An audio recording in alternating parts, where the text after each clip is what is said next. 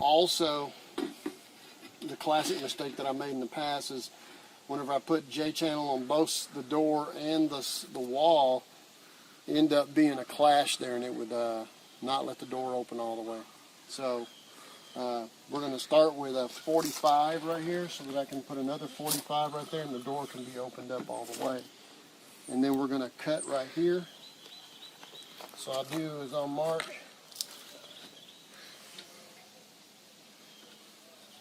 like so. That way I know where it's at.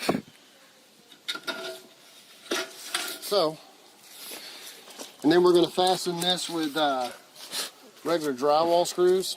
And I'm going to cut this 45 here like I was talking about.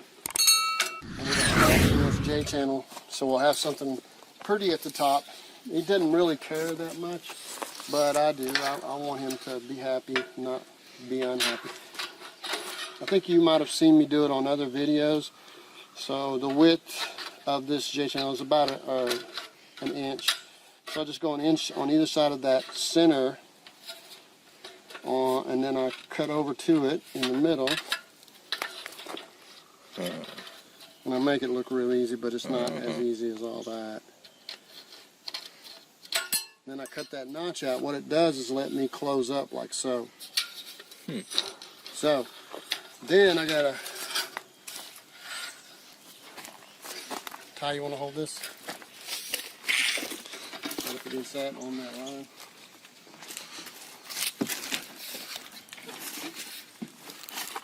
We got the same thing right here.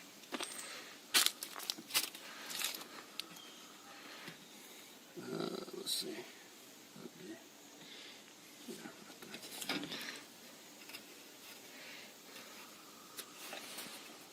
Kind of free-handed in my, let's see, it should be out here, 3/4 past.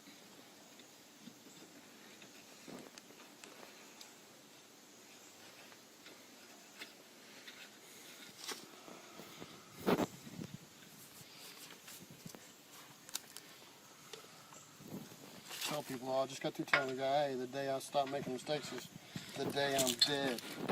I don't make a lot of mistakes. I try not to, but I do make mistakes. Again, I'm doing this 45.